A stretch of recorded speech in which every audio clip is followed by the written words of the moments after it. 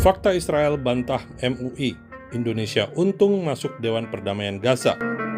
Anda kembali bersama kami di NTV Prime. Pemirsa, Majelis Ulama Indonesia MUI meminta pemerintah Indonesia keluar dari Dewan Perdamaian untuk Gaza yang digagas Presiden Amerika Serikat Donald Trump. Alasan MUI disampaikan Wakil Ketua Umum Kiai Haji Khalil Nafis. Keputusan Indonesia bergabung ke Dewan Perdamaian dinilai aneh karena jelas tidak berpihak kepada Palestina. MUI juga menyinggung keanggotaan Perdana Menteri Israel Benjamin Netanyahu di dalam Dewan Perdamaian. Iuran keanggotaan yang mencapai 17 triliun rupiah juga jadi alasan rekomendasi MUI. Kita akan bahas untung rugi Indonesia bergabung Dewan Perdamaian untuk Gaza bersama para narasumber yang sudah tersambung melalui sambungan Zoom di kesempatan NTV Prime kali ini. Pemirsa, ada analis kawasan Timur Tengah Hasibullah Satrawi dan juga sudah tersambung dengan aktivis pro-Israel Monique Richkers. Kita sapa para narasumber. Selamat malam Pak Hasibullah, Bu Monique. Selamat malam Mbak Naila dan Mbak Monique. Ya, Shalom, selamat malam Bapak dan Mbak Naila. Baik, selamat malam rekan-rekan. Saya ingin ke Bu Monique. Bagaimana Anda menanggapi kritik bahwa Badan Perdamaian ini timpang karena tidak melibatkan Palestina sebagai anggota? Ya, terima kasih Nusantara TV. Sangat disayangkan, mungkin informasi yang diterima oleh MUI kurang utuh. Kenapa saya katakan kurang utuh? Karena kalau kita baca di 20 poin gencatan senjata yang disepakati oleh Amerika dan juga oleh Presiden Prabowo yang waktu itu hadir di Mesir, itu juga sudah ada 20 poin yang sangat bagus menurut saya ya, Oktober 2025. Dan dilanjutkan dengan Dewan Perdamaian Gaza. Nah, Dewan Perdamaian Gaza itu terdiri ada 3 kelompok lagi. Di bawah satu Dewan Perdamaian Gaza ada yang namanya Dewan Eksekutif Gaza. Nah, tugasnya apa? Ini mengawasi pemerintahan pasca perang di Gaza. Anggotanya siapa? Anggotanya ada Turki, Qatar, Mesir, Uni Emirat Arab, dan juga ada Amerika sendiri tentu saja. Serta ada Steve Witkoff yang dikenal sebagai utusan khusus Timur Tengah dari Amerika, dan ada Jared Kushner, ini menantunya Trump sendiri, serta mantan Perdana Menteri Inggris Tony Blair. Jadi kalau dibilang oleh MUI ini tanpa Gaza sendiri atau otoritas Palestina sendiri sebetulnya tidak tepat. Karena kalau kita lihat lagi di Komite Nasional untuk Administrasi Gaza, ini dari di bawah Dewan Perdamaian Gaza, ini adalah pemerintah harian di Gaza nantinya, yang dibawa Komite Transisi Teknokratis Palestina. Jadi ini dewan yang didirikan di bawah Dewan Perdamaian, komite yang didirikan di bawah Dewan Perdamaian Gaza yang anggotanya ada 15 orang. Pemimpinnya ini namanya Dr. Ali Saad. Dia mantan Wakil Menteri Otoritas Palestina. Dan ini pemimpinnya loh yang akan mengawasi pemerintahan harian Gaza. Kemudian ada 15 orang kan, saya nggak bisa sebut satu persatu, tapi saya mungkin bisa sebut yang menonjol saja. Yang menonjol itu misalnya ada Aed Abu Ramadan. Aed Abu Ramadan, dia siapa? Dia ini mantan Direktur Bank Islam Palestina di Gaza. Lalu ada Dr. Jabar Al-Daur. Dia rektor Universitas Palestina di kota Gaza.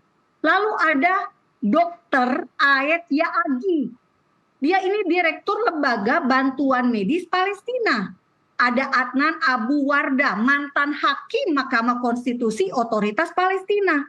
Lalu ada Osama Al-Saadawi, mantan manajer umum Dewan Perumahan Palestina di jalur Gaza. Bu Monique, jadi ya. MUI ini mungkin kurang mendapatkan informasi yang utuh sehingga menyebarluaskan misinformasi kepada masyarakat atau publik di Indonesia. Jadi kita mengerucut ke urusan persoalan Badan Perdamaian BOP ini ya, bentukan Amerika Serikat, Bu Monik. Tapi di dalamnya itu memang tidak ada keterlibatan Palestina kan? Ini yang tadi saya sebutkan adalah orang-orang Palestina. Ada juga orang Gaza. Jadi mungkin saya memberikan kembali ya, saya kembalikan kepada publik Indonesia untuk mencari tahu siapa Dr. Ali Saad yang akan memimpin Komite Nasional untuk Administrasi Gaza. Nah, Komite Nasional untuk Administrasi Gaza ini sudah mengadakan pertemuan di Mesir per 15 Januari 2026. Nah, artinya gini Bapak Ibu semua, ini kan nama atau judul besarnya adalah Dewan Perdamaian Gaza. Kita, Indonesia, cinta damai, harusnya mendukung perdamaian. Sejak kapan ada Dewan Perdamaian Gaza itu ditolak? Kan aneh ya Bapak Ibu semua. Kenapa saya bilang aneh? Karena inilah kesempatan besar buat Indonesia sebagai bangsa, sebagai negara untuk terlibat langsung dalam pembangunan kembali Gaza untuk menjadikan Gaza lebih baik, lebih sejahtera, lebih bermartabat. Bayangkan apa yang kita bisa lakukan sangat banyak. Jadi kalau ditanyakan apakah rugi jika Indonesia bergabung, justru sebaliknya. Kita untung. Apa keuntungannya? Bapak Ibu yang mengasihi orang Palestina di Gaza, Bapak Ibu turut serta membangun harkat dan martabat kehidupan warga Gaza menjadi lebih baik. Itu tujuan kita, bukan? Tujuan kita adalah memanusiakan kembali warga Gaza. Dan inilah saatnya melalui Dewan Perdamaian Gaza. Baik, kita ke Mbak Munik kembali nih. Mbak Munik, tadi kan dikatakan ya bahwa oleh Pak Hasibullah supaya ada hal-hal yang patutnya diperhatikan. Di antaranya tidak keluar dari mandat, apalagi jadi saingan PBB. Tapi apakah pembentukan Dewan ini bisa sesuai dengan harapan awal untuk menjaga perdamaian di Gaza? Iya, Dewan Perdamaian di Gaza itu tujuannya, fungsinya adalah untuk memastikan konflik antara Israel dan Palestina itu tidak terjadi lagi. Makanya ada juga opsi untuk membentuk pasukan penjaga stabilitas internasional ya, disebut pasukan stabilitas internasional. Nah, anggotanya ini diperkirakan akan mengikut sertakan sejumlah negara anggota Dewan Perdamaian. Indonesia juga sudah menawarkan diri. Jadi tujuan selain untuk membangun kembali Gaza adalah untuk memastikan konflik tidak terjadi. Nah, yang bisa untuk memastikan itu adalah anggota dari Dewan Perdamaian ini sendiri. Makanya Indonesia kalau ingin Gaza itu damai, Indonesia harus ada kontribusi di dalam Dewan Perdamaian Gaza tersebut. Kontribusinya berupa apa? Saya setuju jika TNI diikutsertakan dalam pasukan stabilitas internasional. Kenapa? Karena TNI ini bisa melihat langsung kondisi keamanan antara perbatasan Israel dan Gaza. Dan tentu saja ini sangat luar biasa jika Indonesia yang selama ini sudah mengirimkan kontingen Garuda di berbagai wilayah konflik di dunia kembali mengirimkan pasukan perdamaiannya kali ini di Gaza. Nah, ini juga menarik Bapak Ibu, karena apa? Pasukan stabilitas internasional ini memang akan dipimpin oleh komandan dari Amerika ya, Jesper Jeffers namanya kalau saya tidak salah sebut. Kemudian mereka akan menghancurkan infrastruktur yang selama ini dipakai untuk teror oleh Hamas atau Jihad Islam dan kelompok-kelompok teror lainnya di Gaza. Jadi yang bisa memastikan adalah salah satunya Indonesia, karena Indonesia akan ikut serta di sana. Nah, kalaupun Indonesia tidak mau terlibat di Dewan Perdamaian Gaza, karena memang ada opsi ini, Indonesia itu bisa saja dia ini tidak menyetujui piagam dari Dewan Perdamaian Gaza, dan mereka itu hanya jadi anggota yang tidak punya suara.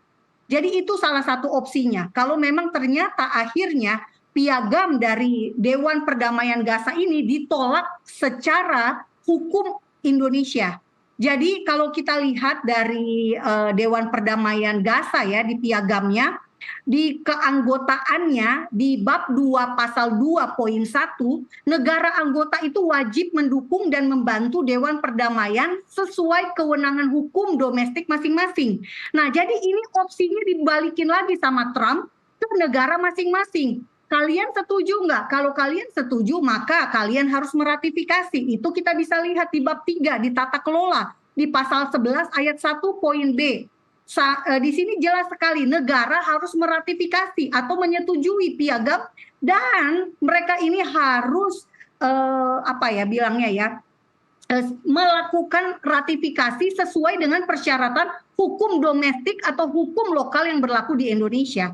Artinya kalau kita nggak setuju, maka kita ya bisa aja tetap ada di situ, tapi kita nggak punya suara.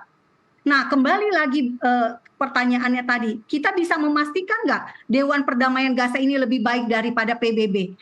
Selama ini PBB adalah sumber masalah, kalau menurut saya ya, khususnya untuk konflik Israel dan Palestina. Ya. Karena itu kita butuh terobosan baru guna memastikan konflik di Gaza, konflik di Palestina itu betul-betul selesai. Ya, sebelum kita ke terobosan barunya, Mbak Monik, kalau Anda melihat dengan anggaran yang fantastis di Dewan BOP ini, 17 triliun rupiah loh, itu gimana?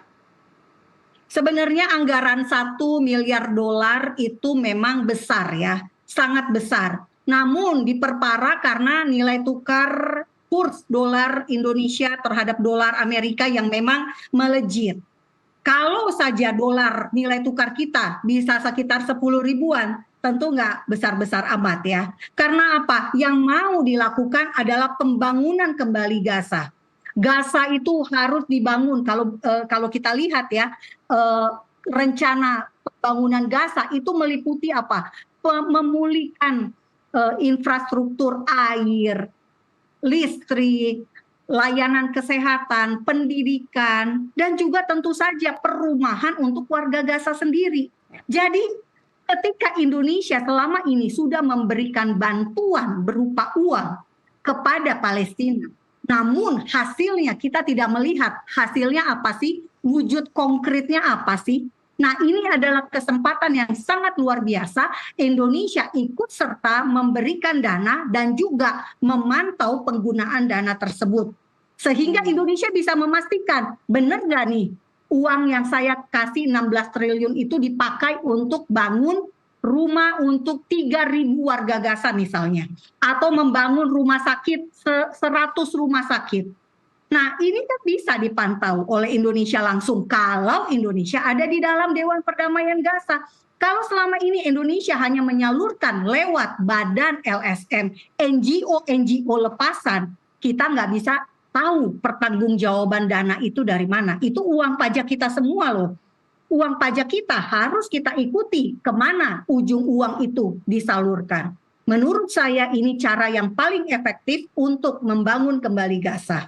Baik, kita ke Bu Monik, setuju nggak dengan apa yang disampaikan Pak Hasibullah bahwa meminimalisir kerugian saja sudah cukup baik begitu karena sudah terlanjur menelan pil pahit? Nasib Gaza seperti apa? Nasib Gaza, ini kok feedback ya? Iya, jadi gini, menurut saya nasib Gaza tentu saja tidak hanya bergantung pada Trump ya. Jadi kita juga jangan mengglorifikasi Trump, jangan juga selalu mengecam semua upayanya dia. Trump manusia juga gitu ya, dia hanya berupaya, ini loh yang bisa dilakukan, belum tentu berjalan dengan mulus juga. Ini kan baru menggagas, anggota-anggota negara-negara yang diundang sebagai anggota juga belum semuanya menyambut. Jadi bagaimana bisa kita mengatakan ini sudah pil pahit? Ini baru mau mulai, belum juga ada bisa dibilang langkah konkret betul-betul akan melakukan ABC misalnya di Gaza. Semuanya baru dalam tahap wacana, belum ada tindakan konkret yang real yang bisa kita apresiasi atau bahkan bisa kita bilang ini jelek. Contohnya aja untuk pasukan stabilitas, sampai hari ini pun kita belum tahu anggotanya siapa. Nah, kalau tadi mau dibilang Indonesia juga akan terlibat dalam mencopot persenjataan Hamas. Memang itu sudah ada sejak gencatan senjata 20 poin Oktober 2025. Kalau sekarang di Januari 2026 kita bahas lagi, terlambat. Harusnya 4 bulan yang lalu Indonesia atau MUI atau siapapun langsung gitu ya menolak, nggak setuju.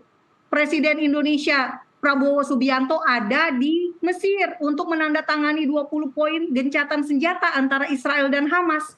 Karena memang klausulnya adalah Hamas harus dicopot persenjataannya. Karena memang kita setuju, nggak bisa kalau mau bicara damai masih ada kelompok yang melakukan kekerasan dan teror.